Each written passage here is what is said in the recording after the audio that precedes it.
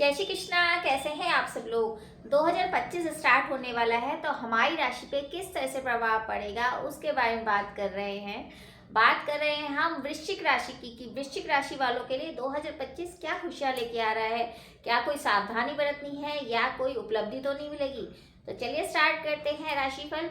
पहले समझते हैं कि ये जो साल है ये विशेष क्यों होने वाला है। देखिए, इसका रीजन ये है कि ये जो साल है इसमें 4 बड़े ग्रह राशि परिवर्तन कर रहे हैं। पहले जो ये राशि परिवर्तन कर रहे हैं वो कर रहे हैं शनिदेव, और ये खुशी की बात है कि आपके सर से शनि की ढैया समाप्त होने वाली है अप्रैल के महीने में। यानी कि 1 अप्रैल को शनिदेव आपकी ढैया समाप्त कर देंगे, यानी कि आपकी ढैया समाप्त हो जाएगी और वो राशि परिवर्तन करके चले जाएंगे मीन राशि में, कुंभ राशि से निकल के मीन राशि में। वहीं गुरुदेव महाराज भी राशि परिवर्तन करेंगे और वृषभ राशि अपनी शत्रु राशि से निकल के वो चले जाएंगे मिथुन राशि में, और ये जाएंगे मई में। राहु केतु भी राशि परिवर्तन कर रहे हैं और मई में वो जा रहे हैं मीन राशि को छोड़ के कुंभ राशि में राहु जाएंगे। वही केतु भी राशि परिवर्तन साथ साथ करते ही हैं, विपरीत दिशा में करते हैं। तो अभी केतु है कन्या राशि में और मई में चले जाएंगे सिंह राशि में। तो यानी कि शनि जो है अपनी मूल त्रिकोण राशि कुंभ राशि को छोड़ के मीन में जाएंगे। वहीं राहु जो है मीन राशि को छोड़ के शनि की राशि मूल त्रिकोण राशि कुंभ राशि में आ जाएंगे। तो ये 4 जो बड़े ग्रह हैं जो काफी दिनों बाद राशि परिवर्तन करते हैं, उनका राशि परिवर्तन 2025 में है। विशेषता तो यही है कि आपकी शनि की ढैया 2.5 साल बाद समाप्त होने वाली है, तो आपको बहुत राहत मिलने वाली है। परेशानी जो थी वो दूर होने वाली है, काफी हद तक स्ट्रगल्स थे वो कम होंगे। तो चलिए राशिफल स्टार्ट करते हैं। आपकी सेहत को लेके देखते हैं। देखिए, सेहत बहुत दिन से कुछ ना कुछ प्रॉब्लम चल रही थी, हड्डियों का इशू था या नसों का प्रॉब्लम था या पुरानी कोई बीमारी थी जिसके कारण आप परेशान, मानसिक तौर से परेशानी थी। मई के बाद, क्योंकि देखिए अप्रैल में राशि परिवर्तन होगा शनि का, तो थोड़ा शनि शनि चलते हैं, तो मई के बाद काफ़ी रिलीफ मिलना शुरू हो जाएगा। मानसिक तौर से आप बहुत प्रसन्न रहेंगे, काफ़ी चीज़ें आपकी दूर होंगी, काफ़ी प्रॉब्लम्स जो चल रही थी सेहत के हिसाब से वो दूर होनी शुरू हो जाएगी। वहीं अगर हम एजुकेशन के हिसाब से बात करें, पढ़ाई के हिसाब से बात करें, तो राहु जो है चतुर्थ भाव में आ रहे हैं। तो विदेश से रिलेटेड अगर जो विद्यार्थी चाहते थे और विदेश से रिलेटेड चाहते थे कि कोई कोर्स ज्वाइन करें या कुछ आगे बढ़ें, उनके लिए बहुत अच्छा समय है मई के बाद। लेकिन अगर कोई स्टार्टिंग इंडिया में करनी है तो वो आप अप्रैल से पहले पहले कर लीजिए। विदेश वाली चीज़ें तो शायद आपकी देर से शुरू होंगी, यानी मई के बाद शुरू होंगी जब राहु चतुर्थ भाव में आएंगे। लेकिन जो आपको इंडिया में कोर्सेज करने हैं या कुछ चीज़ें आपकी स्टार्टिंग करनी है विद्यार्थियों को, तो वो आपको अप्रैल से पहले पहले कर लेनी है। फिर उसके बाद अगर हम आपकी प्रोफेशनल लाइफ की बात करें, काम काज की बात करें, तो पहले से तो बेटर सारी चीज़ें होंगी क्योंकि ढैया समाप्त हो रही है। एक फोकस लगना शुरू होगा काम में, आपकी सारी प्रॉब्लम दूर होती नजर आएगी। विदेश के आपके जाने के योग भी बन सकते हैं जून जुलाई में, काफ़ी अच्छे योग आपके बनेंगे। जो आप धन से रिलेटेड परेशान थे, वो जो समस्याएं थी धन से रिलेटेड वो दूर होती नजर आ रही। कोई मनोकामना भी आपकी पूर्ण होगी, प्रॉपर्टी का लाभ भी होगा। तो हर तरह से पहले से बहुत बेटर चीज़ें होंगी। फिर अगर न्यूमरोलॉजी के अकॉर्डिंग देखें तो भी ये मंगल का साल है, यानी आप ही की राशि के स्वामी का साल है, तो आपके लिए कुछ विशेष होना ही होना है। वहीं अगर हम आपके रिलेशनशिप की बात करें तो पहले से बहुत सारी चीज़ें सही होंगी। रिलेशनशिप में काफ़ी लड़ाई झगड़े या अंडरस्टैंडिंग जो नहीं हो रही थी, मिसअंडरस्टैंडिंग हो रही थी, तो उसमें आपकी काफ़ी बैलेंस चीज़ें हो जाएंगी। आप एक दूसरे को ध्यान दोगे और बहुत सारी चीज़ें सॉल्व होंगी। फैमिली मैटर्स बहुत तरीके से आपके सॉल्व हो जाएंगे। काफ़ी शिकायतें थी एक दूसरे के साथ, वो दूर होती नजर आ रही हैं। अगर आप अविवाहित हैं तो विवाह के भी योग अच्छे बनेंगे। संतान आपका काफ़ी अच्छा परफॉर्मेंस कर सकता है, मतलब आपके काम में बढ़ोतरी, आपके संतान से रिलेटेड भी लाभ, मतलब रिश्ते भी काफ़ी अच्छे आपके चलेंगे। अगर आपका धन के हिसाब से करें तो धन के तो अच्छे योग बने हुए हैं, टेंशन की बात नहीं है। विदेश गमन आपका होता हुआ नजर आ रहा है। तो ये तो मैंने एक संक्षेप में बता दी कि ओवरऑल साल कैसा जाने वाला है। लेकिन हाँ, मई के बाद ये चीज़ें स्टार्ट होंगी अच्छी अच्छी वाली, यानी कि उससे पहले थोड़ा सा आपको ध्यान रखना पड़ेगा, छोटी छोटी चीज़ों का ध्यान आपको रखना ही पड़ेगा।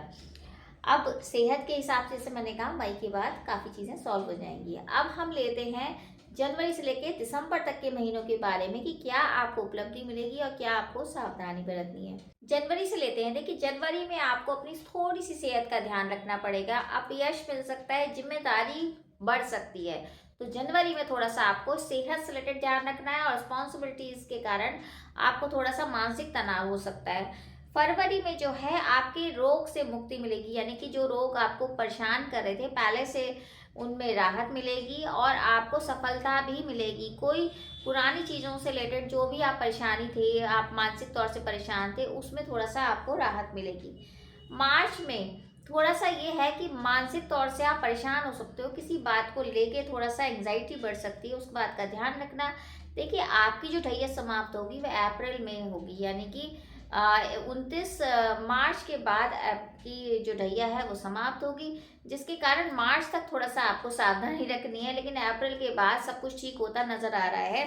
अप्रैल में आध्यात्मिक भी बनेंगे आप और आपके जीवन में कुछ खुशियां भी आएंगी, यानी अप्रैल का महीना काफी विशेष होगा, क्योंकि जो ढैया है वो समाप्ति के टाइम पर आपके होगी और उस टाइम आप जो सोचेंगे वो चीज़ें आपकी होनी पॉसिबल लग रही हैं, यानी कि आपकी आय में भी वृद्धि हो सकती है, यात्राओं का भी लाभ हो सकता है। हर तरह से अप्रैल और मई में ये चीज़ें होंगी।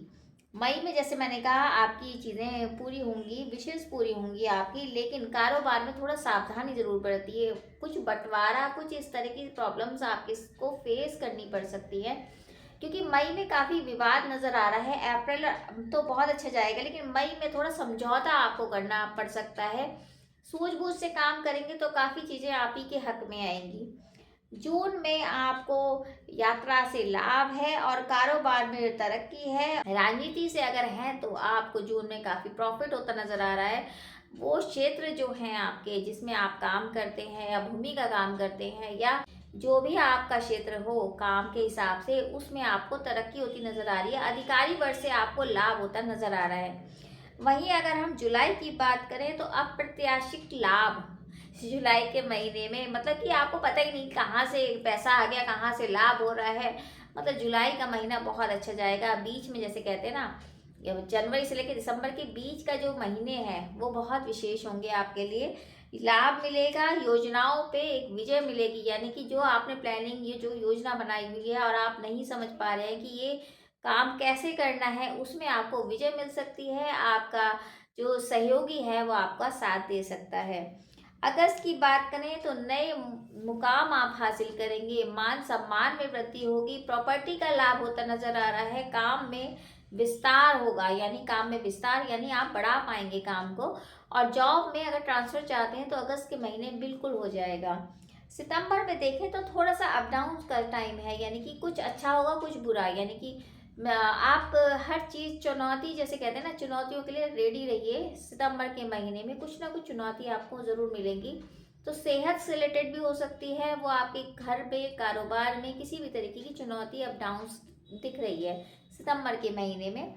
अक्टूबर के महीने में हेल्थ के इशू हो सकते हैं, थोड़ा सा पुरानी बीमारी आपको परेशान कर सकती है, लेकिन गुड न्यूज़ मिलने के भी योग हैं, यानी अक्टूबर में कुछ गुड न्यूज़ आपको मिल सकती है। चाहे आप अविवाहित हैं तो विवाह संपन्न हो जाए, या अगर आपकी संतान नहीं है तो संतान की गुड न्यूज़, या कुछ काम में अगर आप तरक्की चाहते हैं तो वो आपको मिल सकती है। तो अक्टूबर का महीने में गुड न्यूज़ है, लेकिन हेल्थ का ध्यान रखना पड़ेगा। अगर हम नवंबर की बात करें तो सोची समझी जो आपकी योजनाएं थी उसमें आप काम कर पाएंगे।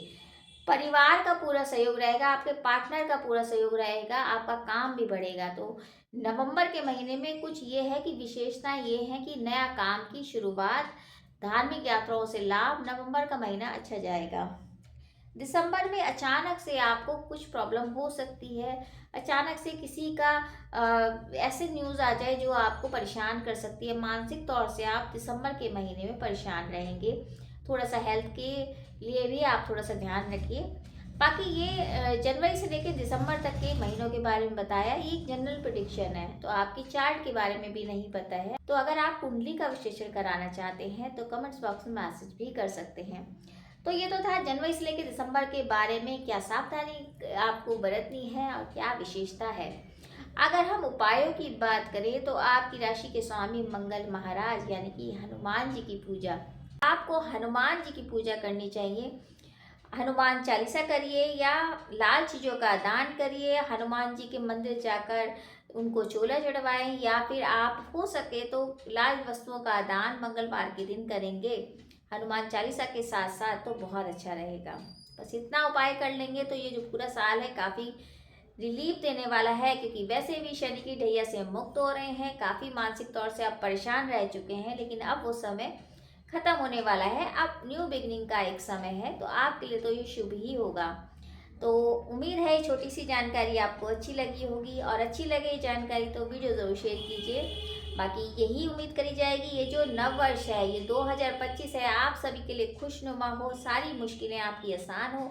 तो आप सभी को नव वर्ष की हार्दिक शुभकामनाएं। Wish you very very happy new year. जय श्री कृष्ण।